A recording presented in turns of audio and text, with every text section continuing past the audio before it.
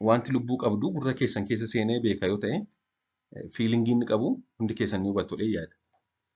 Mee wanti lubbuu qabdu yeroo gurra keenya seentu akkamiin baasnaa kan jedhu haa ilaallu. Manuma keenyatti maal gochuun of keessaa baasuu dandeenya? Chaanalii kanaaf haaraa taanaan sabskiraayib gochuun maatii ta'a. Akkasumas gaaffii yoo qabaattan koomentii jala naa kaa'aa. Taamburii gurraa dabalatee keessi gurraa nervoota hedduu waan qabuuf wanti sochii qabuu fi yookaan wanti socho'uu fi wanti tuttuqu yoo jiraate baay'ee dhukkuba.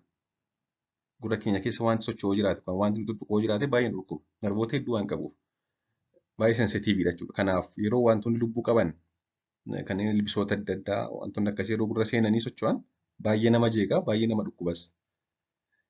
Ilbisoonni gurra seenan tokko tokko yeroo gurra keessa deeman sababa narviin achi sensitiivii ta'eef nama dhukkubsuun dabalata.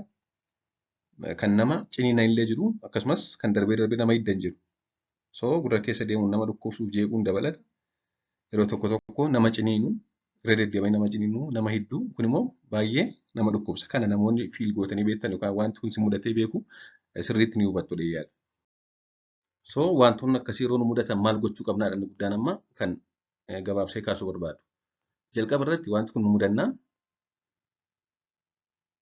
gonkumaa waa ta'een gurra keenya keessatti tuttuquun qabu. Wantoota akka kotanii tokko tokko kanneen akka wantoota guurii fa'aa gurra keessaa baasuuf fayyadamna kana fayyadamnee gurra keenya tuttuquun qabnu. Quba keenyaan keessaa baasuu yaaduu hin qabu. Yeroo akkas goonu kan caalu gara keessaatti dhiibna jechuudha. Gara taamburiitti akka nachiiqu goona. So wantoota akka kotanii akkasumas quba fa'aa fayyadamuudhaan gurra keessaa baasuu yaaduun gaarii miti. Kan gochuu qabnu yoo danda'ame xiqqoo gachiisna. Gama gurra saanaan gachiisnee yeroo muraasa kenninee fi yoo ofishee deemtee hin baate ta'e yeroo kennuufidha. Akkasumas gama gurra sanaadhaan gadi galagalchinee gurra keenya yoo dhodhoone tariitii bu'uu dandeessi. Kana goonaan yoo ba'uu didde garuu maal gochuu qabna? Zayita adda addaa zayita nyaataaf fayyadamnus haa ta'u zayita gogaa daa'immanii fa'aa dibnu kana gabaatii adda addaa jechuudha. Zayita sana xiqqooma ishee ho'isnee osoo hin gubiin jechuudha. Xiqqooma ho'isnee kan hin gubne gurratti xiqqoo cobsina. Erga xiqqoo cobsinee booda wanti sun gurra keessa tura. Maal godha wanti kuni akka isheen ukkaamamtu godha. Yeroo ukkaamamtu immoo ni duuti. Saffokeet taatee duute jechuudha achi keessatti. Yeroo duutu kana hin sochootu, hin deemtu taanaan immoo dhukkubbii hin qabu. Kan isheen nu dhukkubsitu yeroo gurra seentu yeroo deemtudha. Yeroo deemtuu fi yeroo nu ciniintu. So zayita gurratti cabsuudhaan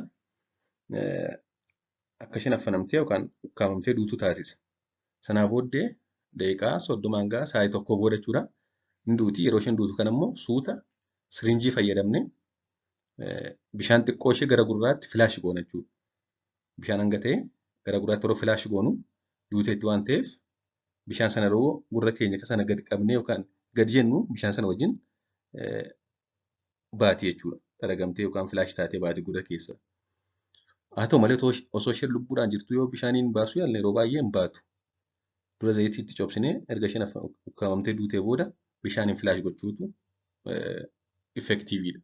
Inni gara biraan ilbisoonni tokko tokko ifatti deemuu jaallatu yookaan gara ifaa jaallatu. So fakkeenyaaf naannoon sun ni dukkanaa taanaan yoo ifa naannoo sanatti ergine hin ba'u jechuudha. Kanaaf daree dukkana keessa seensineeti nama sana daree dukkana keessa seensinee laayitii yookaan ifa xiqqoo ishee gara gurraatti ibsina gara gurra sanaatti.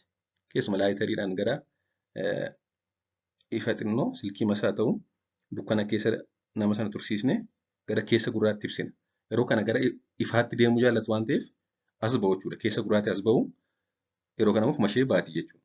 So haala kanaan gurra keessaa baasuun ni danda'ama. Haa ta'u malee kan gonkumaa gochuu hin qabne akkuma nama waan adda addaa gurratti seensuu irraa of qusachuudha.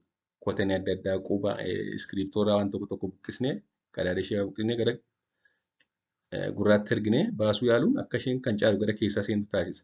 Akkasumas tarii gurri sun yoo kan mala'aa jiru ta'e malaa qaboo ta'e yookaan madaa qaboo ta'e yookaan immoo gurri sun infekshinii yookaan madaa wayyoo qabaateera ta'e zayitii malee bishaan faallee gurratti cobsuun sirrii miti. Sababni isaas taamburiin gurraa tarsa'eera taanaan